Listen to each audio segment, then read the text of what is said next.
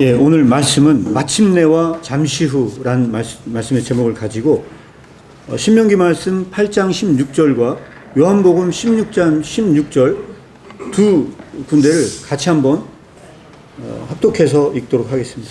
예, 제가 오늘 특별히 말씀 제목을 마침내와 잠시 후라는 이 두 가지 이야기로 딱 뽑은 이유는요, 기독교 성경책을 전체를 다 쪼려내면 마지막으로 기독교를 가장 잘 설명할 수 있는 어휘를 얘기해라 그러면 전 이 단어라고 생각이 들어서 두 개를 뽑았습니다. 마침내와 잠시 후다. 그래서 신명기 우리가 읽었던 그 말씀은요, 사실은 출애굽 여정 가운데 하나님께서 이들에게 광야 생활의 모든 것에 대한 이야기를 쭉 해서 말씀을 하십니다. 그래서 너희들이 광야에서 그렇게 많은 고생을 하고 만나를 먹고 수많은 일들을 경험하게 된 이유는 뭐냐? 그것은 마침내 내게 복을 주여 하게 하심이라 할 때 이 나오는 이 복 앞에 붙어 있는 단어가 마침내입니다. 그래서 이 신명기 이 구약의 전체에 나오는 것은 신약의 일종의 하나의 예표적인 사건으로 저는 생각을 하고요. 이게 바로 출애굽 사건이다. 그것은 뭐냐면 믿는 자는 모든 사람이 전부 다 이미 나그네고 여행자의 삶을 살아야 한다. 왜? 이 세상은 하나님 나라가 아니기 때문에 우리는 그렇게 여행을 떠나야 한다는 거거든요. 그래서 그럼 우리는 뒤로 후퇴해서 다시 우리는 이집트로 돌아갈 수 있느냐? 성경은 분명히 말씀하십니다. 아니, 그럴 수는 없어. 우리는 이집트로 다시 돌아갈 수는 없어. 우리는 여행자의 삶을 살아야 돼. 그런데 그 여행의 기간은 뭘로 그려집니까? 전부 다 광야입니다. 그 모든 삶은 다 광야예요. 우리가 살아가는 모든 삶은 그런 광야의 삶이야. 마침내 그 가운데 하나님께서 너에게 복을 주게 하려고 이 광야에서 네가 시험받고 너는 고생을 당한 거야. 이게 구약은 전체 큰 그림에서 이 안에서 이 신약의 하나였던 암시와 같은 역할을 한다고 생각을 합니다. 그런데 이 본문 말씀이 어떻게 이 요한복음의 말씀과 관련이 있느냐? 이걸 한번 여러분들에게 좀 설명을 드려야 될 것 같습니다. 이 지금 마침내와 잠시 후라는 제목에서 제가 말씀을 뽑았습니다. 사실은 이 요한복음 말씀도 전체적으로 다 훑어보면 굉장히 중요한 부분들이 있습니다. 요한복음 16장 16절에 조금 있으면 너희가 나를 보지 못하겠고 조금 있으면 나를 보리라 하시니 라고 해놓고서 오늘 본문 말씀을 거기를 조금 더 들어가서 확인해서 말씀을 혹시 참고해 주시면 좋습니다. 사실은 이 16장은 예수님의 고별 설교 중에 하나입니다. 예수님께서 실제적으로 제자들의 발을 씻기신 후에 그때부터 마지막 고별 설교 말씀을 하십니다. 이 고별 설교 내용이 요한복음 13장부터 13, 14, 15, 16장이 마지막 이야기에 해당이 되는 내용입니다. 그리고 17장은 예수님께서 그렇게 하고 나서 기도를 하십니다. 제자들을 위해서 마지막으로 기도를 하시고 예수님이 제자들 곁을 떠나는 것으로 그려져 있습니다. 그래서 이 16장 말씀은요, 사실은 성령님께서 오신다는 거예요. 그 이야기를 하면서 여기서 말씀을 이야기하고 계십니다. 그래서 16절에 보니까 조금 있으면 나를 보지 못하고 조금 있으면 나를 보리라 하는데 제자 중에 서로가 말하되 우리가 말씀하신 바 조금 있으면 나를 보지 못하겠고 조금 있으면 나를 보리라 하시니 또 내가 아버지께로 가미나 하신 말이 무슨 말씀이뇨 하고 제자들이 이게 무슨 뜻인지를 이해를 못했습니다. 조금 있으면 너희가 나를 보지 못하겠고 조금 있으면 나를 보리라 이렇게 얘기했는데 아니 이게 도대체 무슨 말을 하는 건지 알 수가 없으니까 예수님께 다시 또 물어봐. 이게 무슨 말로 이 얘기를 하는 겁니까? 이런 이야기를 하거든요. 여러분들은 이 말 이해 가세요? 어떻게 생각하십니까? 조금 있으면 너희가 나를 보지 못하겠고 조금 있으면 나를 보리라. 어떻습니까? 무슨 얘기로 하는 얘기일까요? 이한결. 무슨 얘기를 한 것 같아요?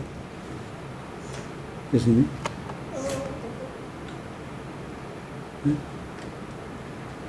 조금 있으면 너희가 나를 보지 못하겠고 조금 있으면 나를 보리라는 거예요.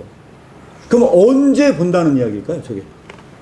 여기서 중요한 거는 언제 본다는 이야기인지 명확하지가 않습니다.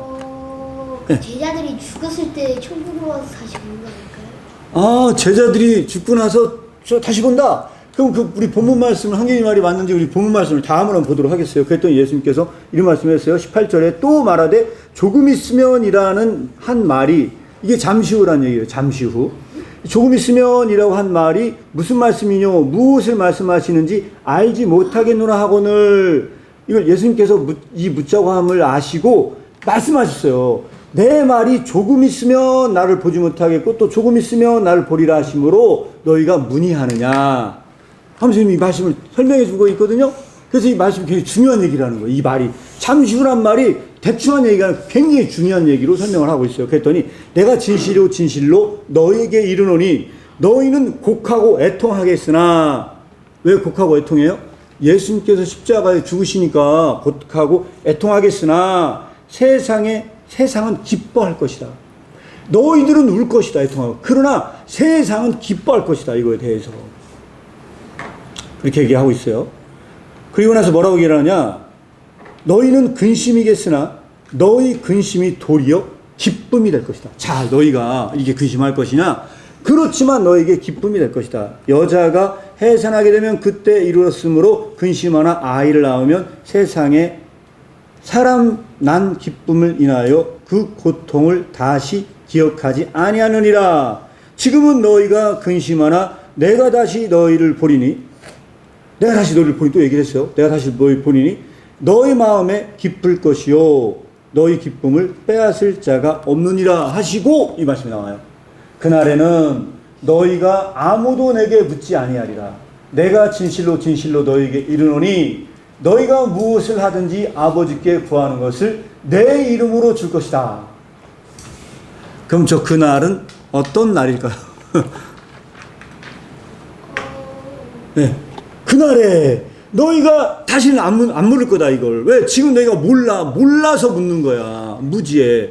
이 말이 뭔 뜻인지 몰라. 그리고 내가 지금 못 알려줘. 그런데 그날에는 안 물어. 너희가 다 알 거니까. 내가 잠시 후 보리라는 말이 뭔 말인지 알 거야. 그래서 너희가 안 물어볼 거야. 라는 얘기예요. 그럼 한결이 이거 언제 본다는 얘기예요? 예수님 십자가 네? 예수님 십자가 매달려 있을 때 못 본다는 거 아니에요? 예수님 십자가에 매달 돌아가셨잖아요. 그럼 그때 못 본다는 얘기잖아요. 네. 그럼 그날에는 저런 일이 벌어진다는 거잖아요. 네. 그날에는 어떤 날이냐는 거예요. 저 그날이. 네. 예. 그날이 어떤 날인 것 같습니까? 네. 그리고 나서 또 쭉 그 16장 전체를 살펴보면 좋겠으나 시간상 말씀을 드리면 16절에 또 나와요. 그날에 너희가 내 이름으로 구할 것이요 내가 너희를 위하여 아버지께 구하겠다는 말이 아니다. 그날에 이런 일이 벌어질 거다. 그러면 이 그날이라는 건 최후의 종말론적인 저 끝에 있는 날이 아니라는 겁니다. 여기서는 아니고 이 16장 그래서 전체를 좀 살펴보면 좋다고 말씀드린 내용인데 그럼 이 그날은 언제일까요? 이 그날은 사실은 16장 전체로 봤을 때는 좀 명확하거든요. 그럼 그날이 언제냐? 성령님이 강림하신 그날. 저는 그게 맞다고 보거든요. 성령님께서 오순절날 사건에 오세요. 바로 그날이에요. 예수 그리스도께서 십자가에 돌아가시고 너에게 나타나는 그날. 성령님께서 너에게 있는 그날. 니들이 그날에는 너희가 아무것도 내게 묻지 않을 것이다. 왜? 성령님께서 너에게 다 가르쳐 줄 거야. 라고 하는 내용이 어디 나와요? 16장에 나와요. 그래서 우리가 16장에 보면은 16장에 거기에 쭉 얘기가 나오거든요. 뭐라고 했냐?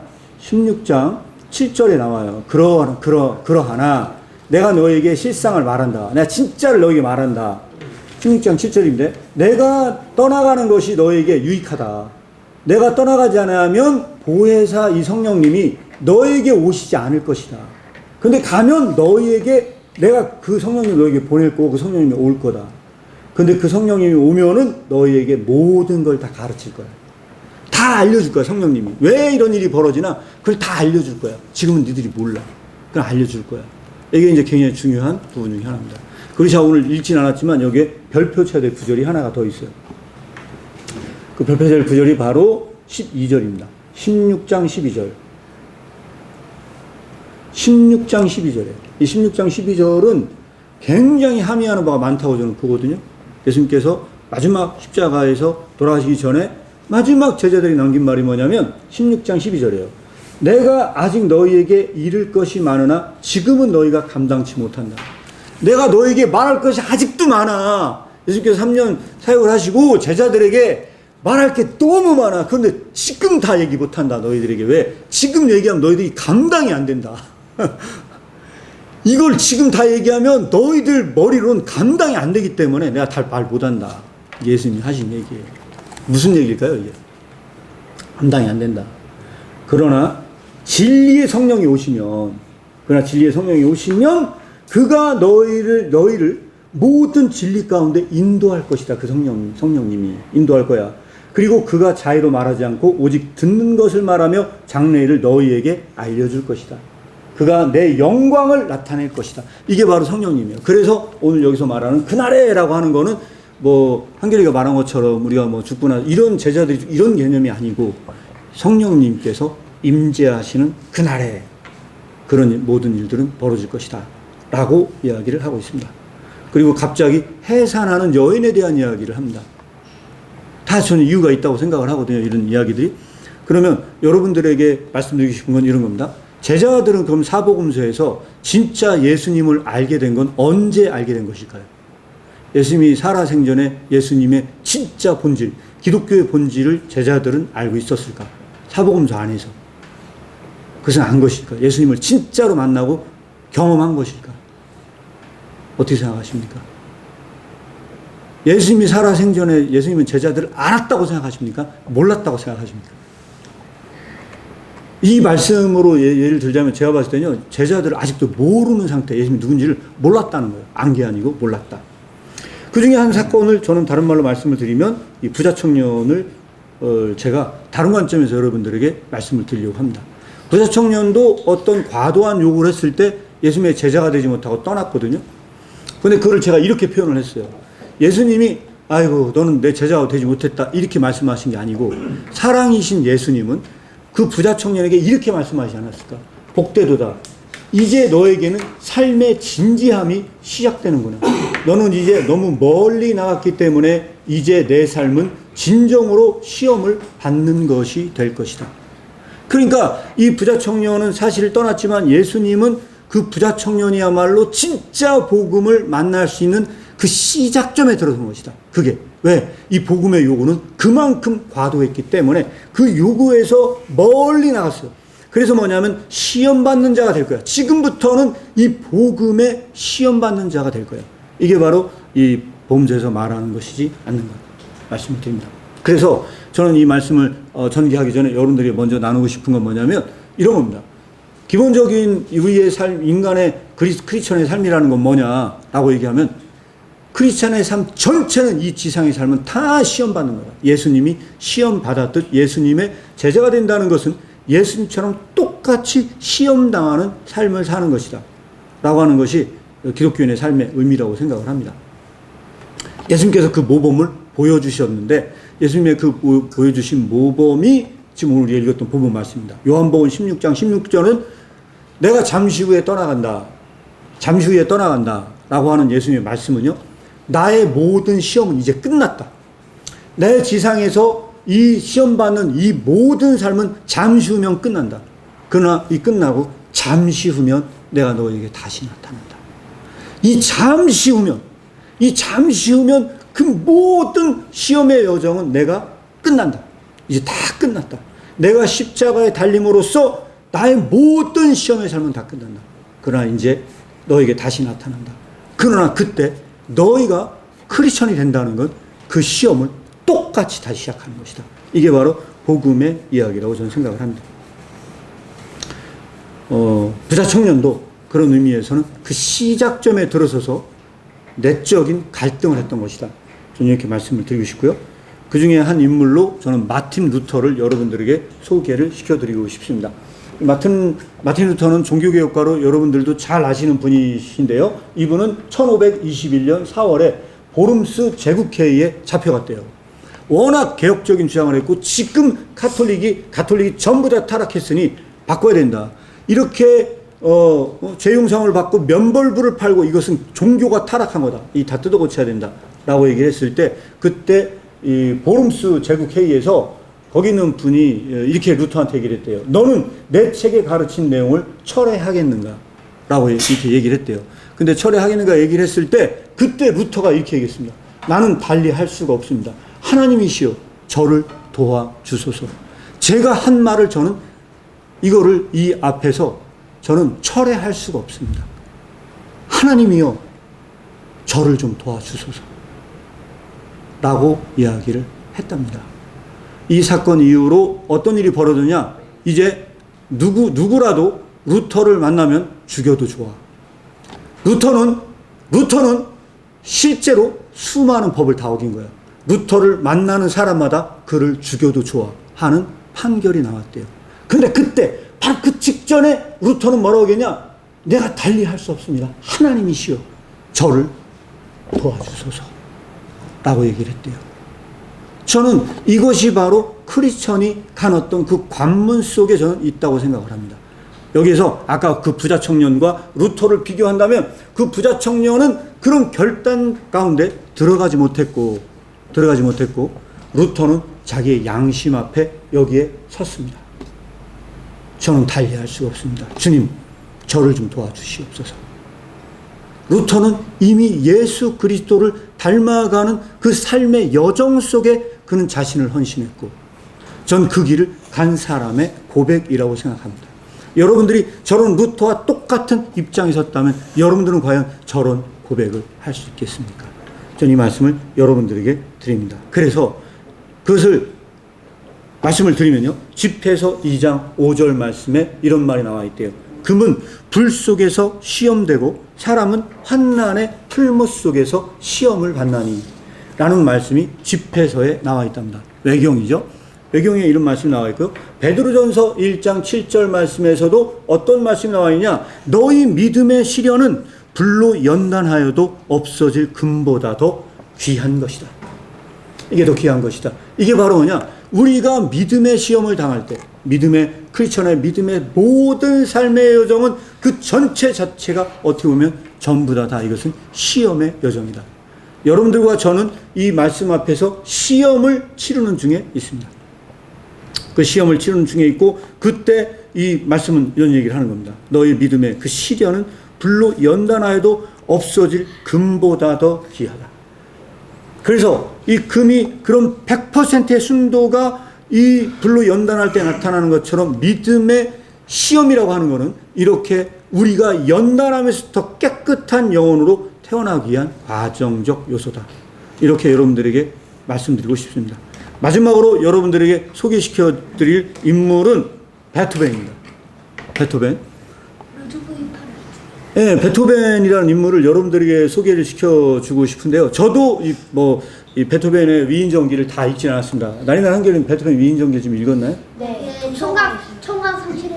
아, 예, 그러면 좀 알려주세요. 저는 다 읽지는 못했고요. 위키피디아나 이런 정보들을 참고해서 저는 만들었어요. 그러니까 혹시 잘못된 정보 있으면 알려주고요. 자, 베토벤은 그러면 이런 관점에서 우리는 어떻게 생각을 할 수가 있겠느냐? 라고 보면은 이 베토벤은요, 사실 57세인가에 죽었어요. 일찍 죽었는데, 사실은 베토벤은 1787년에 16세에 어머니가 사망을 했대요. 그리고 아주 그 당시에 이제 가톨릭 집안의 배경에서 굉장히 신앙심이 깊은 가정이었던 걸로 저는 알고 있습니다. 그래서 그런데 중요한 건 뭐냐면 이 베토벤의 아버지는 알코올 중독자였고 덤보리로 자식을 생각을 했대요. 그래서 이 사실 신동으로 베토벤을 소개하고 싶었대요. 피아니스트로 막 하고 막 이제 신동으로 소개하고 싶어서 나이까지 속였대요. 8살의 나이인데 6살이 이런 식으로 속여가지고 베토벤은 나중에 성년이 될 때까지 자기가 진짜 나이가 몇 살인지를 몰랐대요. 그 정도로 아버지가 이 베토벤을 속이면서까지 돈벌이로 생각을 했대요. 그래서 17세 때부터 어린 두 동생을 부양을 했는데 원래 7남매인가 가족이 있었는데 다 죽었대요. 다 죽고 여기도 역시 마찬가지로 동생이 있었는데 결국 동생들을 부양하느라 결혼도 하지 못했답니다. 여러분들은 이 베토벤의 삶을 어떻게 생각하십니까? 그는 신동 소리를 들었던 사람이었는데 그의 모든 삶은 실제로 음악하기가 굉장히 어려운 삶의 연속적인 삶 속에서 살고 있었어요. 다른 제가 말씀을 드릴 수 없겠지만 거기다가 1799년엔 요제피네와 사랑에 빠졌는데 다른 남자와 결혼해서 갔대요. 여기도 이제 돈이 없어가지고 이 가정교사로 들어가서 사실은 이제 가르치면서 그 집에 아마 딸과 사랑에 빠졌던 걸로 알고 있습니다. 그리고 나서 이런 얘기를 했답니다. 운명의 멱살을 잡으십시오. 이것은 확실히 나를 완전히 짓밟지 않을 것입니다. 라고 이야기를 했답니다. 자, 여기다가 파워포인트 슬라이드를 다 만들지 못했지만 굉장히 역경의 삶을 살았던 대표적인 사람이 바로 이 베토벤입니다. 베토벤은 그렇게 살았고요. 그리고 나서 그의 메모를 발견했대요. 그 메모에, 베토벤의 메모에는 이렇게 남겨져 있었대요. 뭐라고 하냐면, 나는 내 인생의 신성을 느끼며 창조한다. 나는 내 인생의 그 하나님을 느끼면서 나는 작곡을 한다. 하는 거를 그 메모가 발견된 정도로 이 사실 베토벤은요, 그런 삶을 살았대요. 그런데 어느 날 이 청각 장애가 오기 시작을 하면서 실제적인 굉장히 많은 고통을 겪었답니다. 굉장히 많은 고통을 겪었는데 지금도 그게 남겨져 있답니다. 그때 결국 뭐냐면 어떤 창고에 들어가서 자살하기로 결심해서 유서를 쓴 겁니다. 유서를 하고 그리고 칩거했답니다. 아무도 만나주지 않았대요. 왜냐하면 다른 사람의 말을 알아들을 수 없기 때문에 점점 더 사회적으로는 그는 고립되어 갔답니다. 그래서 궁극적으로 그는 자살을 결심을 하고 결국은 유언을 쓰고 나서 자살을 시도까지 했다가 거기서 궁극적으로 그는 다시 한번 어떤 그 거듭남 같은 체험을 했나 봐요. 그래서 다시 거기서 회생을 합니다. 나름대로. 그렇게 하고 나서 불후의 명작을 남기는데 그 불후의 명작 중에 하나가 그 이후에 뭐냐면요. 교향곡 9번인가가 있대요.